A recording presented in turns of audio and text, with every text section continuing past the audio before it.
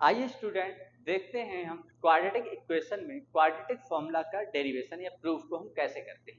ये बहुत अच्छा है और आगे आपको क्लासेस में 11th 12th में बहुत सारे आपको ऐसे प्रूफ मिलेंगे जो इसके बेसिस पर होंगे। तो देखो, सबसे पहले आपको क्या करना होता है, जो आपकी क्वाड्रेटिक जनरल इक्वेशन है उसमें आप ए से डिवाइड कर दो, क्योंकि आपको एक्स स्क्वायर का कोफिशिएंट अकेला चाहिए होता है। तो यहाँ से कितना मिला, जिसके जिसके साथ होता है ए वो तो डिवाइड में कैंसिल आउट होगा और जिसके पास नहीं है उसके अपॉन में आ जाता है ये plus C upon A equal to zero. अब आपको क्या करना है, अब आपको करना होता है कुछ, आपको यहाँ से या तो ए प्लस ए का square plus 2ab plus b square बनाना होता है, या फिर आपका यहाँ पर माइनस बनाना होता है, a square plus b square minus 2ab। तो ये वाला डिसाइड करता है कि आपका बी क्या है। तो यहाँ पर हम कुछ उसी का यूज करते हुए आगे बढ़ेंगे। एक्स स्क्वायर प्लस, अगर मैं यहाँ पर 2 अपनी तरफ से लिख दूं क्योंकि मुझे 2ab बनाना है, तो अब मुझे क्या करना होगा, 2 अपनी तरफ से लिखा है तो मुझे डिवाइड भी करना होगा, तो मैंने 2a यहाँ लिख दिया इंटू एक्स। अब यहाँ पर मैंने c अपॉन ए को उधर लेके जा रहे हैं तो माइनस का हो गया। अब यहाँ से देखिए, ये तो ए स्क्वायर है, देखो ये बी स्क्वायर है। अब इन दोनों का प्रोडक्ट भी मुझे यहाँ लिखा जाता है, तो एक्चुअल में जो यहाँ पर आपको मिल रहा है ये दोनों का प्रोडक्ट है, मीन्स एक्स तो यहाँ पर है, इसका स्क्वायर आपको और चाहिए है। तो आपने क्या लिखा, बी अपॉन 2a का होल स्क्वायर अपनी तरफ से ऐड किया।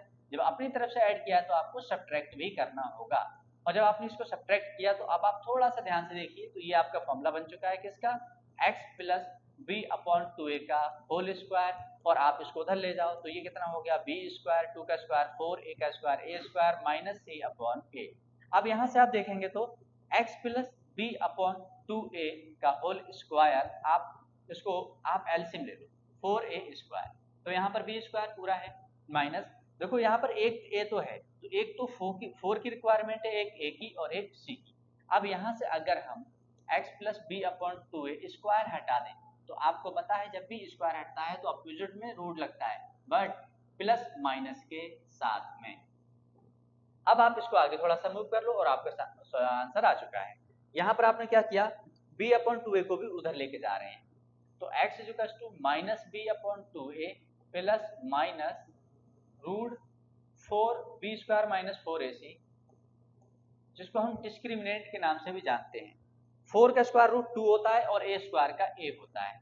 तो यहाँ से आपने क्या किया कि 2a ले लिया एलसीएम, अब यहाँ क्या बचता है आपका माइनस का b plus minus B square minus 4ac, हम इसको डिस्क्रिमिनेंट के नाम से जानते हैं, इसको हम लिख देते हैं d। और अब यहाँ से आपको क्लियर मिल चुका है कि यही फॉर्मूला था आपका जो श्री धनाचार्य जी ने दिया था, जो इंडियन मैथमेटिशियन थे, और इससे जिस क्वेश्चन का, जिस क्वाड्रेटिक इक्वेशन का मिडिल टर्म स्प्लिट नहीं हो पाया था, तो धनाचार्य जी ने इसके हेल्प से बहुत इजीली निकाल दिया था, चाहे रैशनल रूट हो चाहे इरेशनल हो, बहुत इजीली निकल के आ गए थे। एटलीस्ट इससे इमेजिनरी रूट्स भी निकले थे।